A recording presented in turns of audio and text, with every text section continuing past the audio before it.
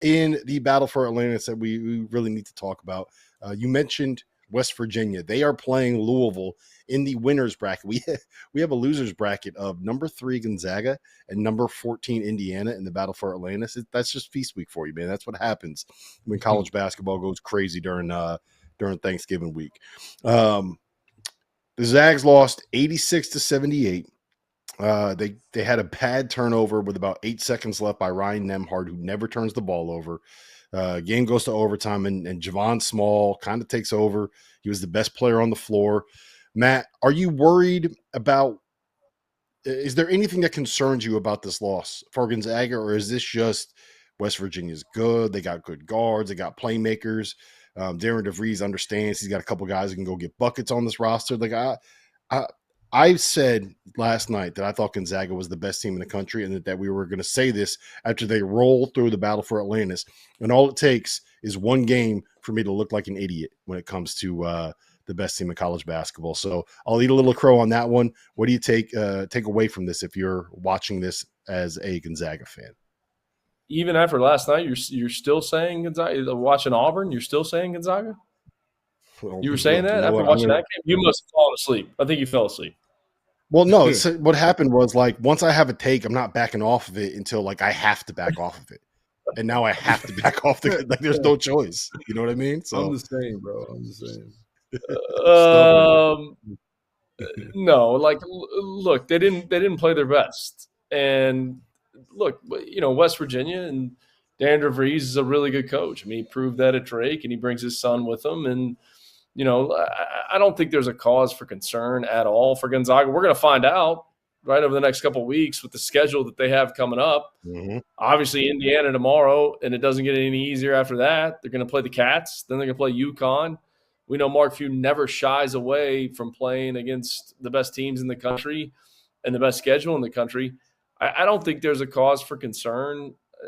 I mean, they probably traveled further than anyone else in this event to get to the event, and they didn't play their best game, and the game went into overtime, and they had chances and opportunities to win the game. These early season MTEs, you find so much about your team, and it's good for you because you can build off of it going forward.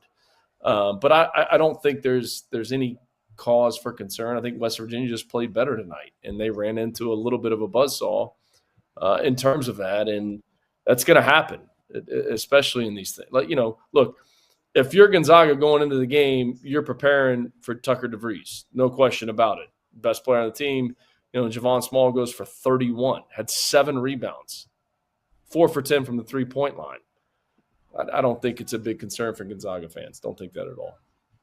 Yeah, our producer just texted us. Spokane to the Bahamas is a 14-hour-long trip, and you go from being on the West Coast time zone to being in the Bahamas, and you're also playing the early. It was a noon tip, so it would have been like a 9 o'clock their time tip. So Rob, I give you a little bit of I went last night, Rob, from JFK at 9 p.m. to Phoenix. I landed at 12:30 Phoenix time, and I'm still trying to figure out time zones. I can't even imagine what they're doing. Well, hopefully they have someone a little smarter than you on staff to be able to do the math for them on that. So here's the one thing I will say is that I am a little bit.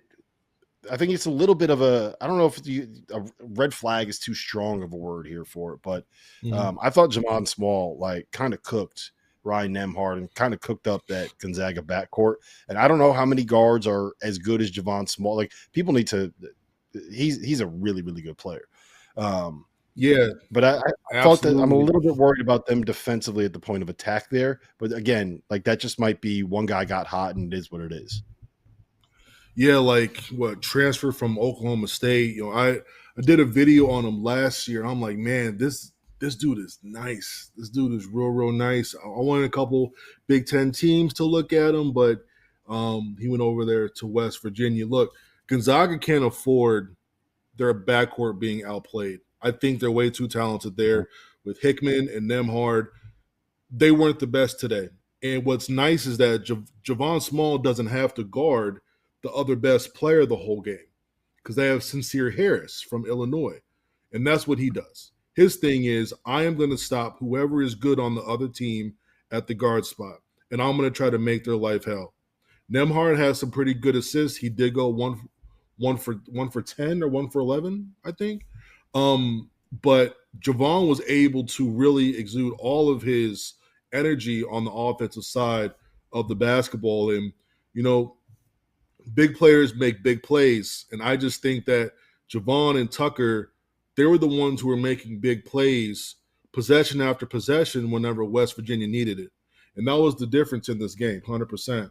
And then you have Amani Hansberry, undersized against a pretty decent-sized front court, and he held his own and then some at a very high level. Yeah.